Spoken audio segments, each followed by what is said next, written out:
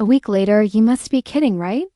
You'll be meeting with your ex-husband and Delaney, and then your father too. Erica's best friend Rose ranted over the phone, obviously angry. Why didn't you tell me all these while? I only got to know about it after Aunt Amelia came a week ago. It was just a quick decision. Erica sighed wearily. Rose sounded worried from the other side. She'd been friends with Erica for the last 4 years and had shared all emotions. With her, Erica soon got off the phone with Rose. She went over to her bedside and pulled some files out from the shelf beside her bed. She glanced through them, pacing up and down the room. She suddenly felt uneasy as a photo of the triplets when they were just born fell out from one of the files. She picked it up and stared at it. She'd hidden the news of her pregnancy and birth away from Norberto. She was worried, knowing that she had no clue regarding how he will react when he finally gets to know.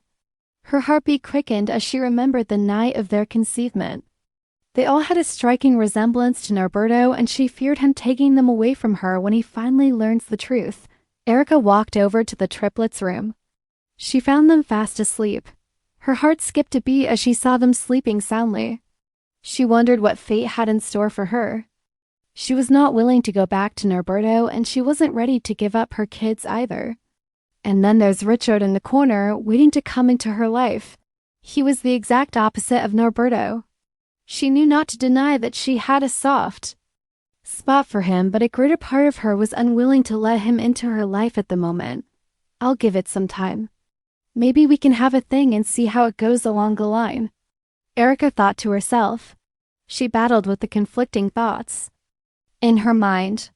She didn't know what to expect and what will be the outcome of her going to the United States, and this further throws her into a confused state. Meeting her stepfather, seeing Delaney, meeting Norberto after all these years. Her appearance was surely going to stir up a lot of reactions.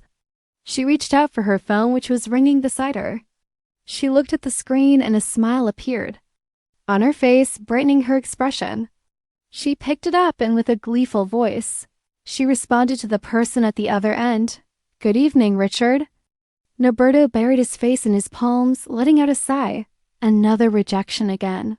I'm so sick and tired of all these. I feel like a fool already. There's no hope for the company anymore. He moaned, rubbing his eyes. They were swollen due to lack of sleep, and his appearance looked messy. We tried everything we could, sir. We did our best. It was just not enough. You don't have to blame yourself or beat yourself up. Carlo, his secretary who sat beside him, said, "We need to try harder. I can't afford to see the company go down the drain. It is going to be a big slap on our face. By the way, who used to bring up the ideas and do the pitches then? I remember the company was not in shambles like this. Unfortunately, she resigned, sir. It used to be a lady. She was very dedicated and brilliant, and also very business-oriented too. To be honest, she was the pillar that held the company from collapsing. Where is she? Then find her. We need her back on track. I shouldn't have invested in the company of Delaney's dad. It's really pulling us back. I'm afraid I can't, sir." "What do you mean?" I said bring her and do something. Norberto said at the top of his voice impatiently, "But she left already, sir. She doesn't work in the company anymore." Norberto's heart sank as Carlos said those words. He exhaled heavily and paced up and down his office, undoing his tie. "I have no idea where." "She's currently, sir. I tried reaching her several times, but she was not accessible. And I could not find any file about her in the company's register either. Do you have any idea what her name might be?" "I think Erica. Yeah, Erica." Norberto's body went weak immediately. He heard his secretary's words. "Erica. She's the one?" "Yes, sir. She did so much for the company." Norberto crouched down and banged his fist on the desk out of frustration. "Damn IT! We need to get going, sir, so we can be early and on time for the meeting with Delaney's father and the investors.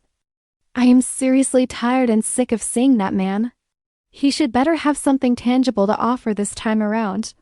His daughter isn't helping matters. She's not any better either. Bunch of losers." Norberto mumbled, adjusting his tie. Duo exited the company and walked straight to where Norberto parked his car. The driver was already waiting for them. Norberto sat in the back seat while Carlo and the driver occupied the front seat. Norberto could not wait to be done with the meeting. He dreaded any event or opportunity that made him have an encounter with Delaney's father. His mood was always bad whenever it came to see or have anything to do with George Sean. He would have opted to not be in attendance, but it was urgent and his presence was needed. As the car sped down the free tarred road leading to the company, his mind was filled with different thoughts. He looked outside the window absent-mindedly, this time around wishing he could turn back the hands of the clock and do right by Erica. The car pulled up at the company's entrance. Norberto got down impatiently without waiting for the driver to open the door for him. He started off with an air of confidence, and just as he was about to enter the building, his gaze met with his worst nightmare. He kept looking straight ahead without blinking his eyes, and his lips were slightly parted. His legs grew heavier, and he just stood at a spot as though he was frozen while locking gaze with her. He had no idea what really got him so surprised the most, seeing her after 6 years, or her striking beauty, or the expensive car she had taken a ride in. Erica? He whispered her name in disbelief, staring straight at her. For the first time since he had met Erica, he felt ashamed. He let out a sigh as guilt slowly crept into his heart, wondering why she was here. For the first time in a very long time, he felt his body growing weak as fear consumed him.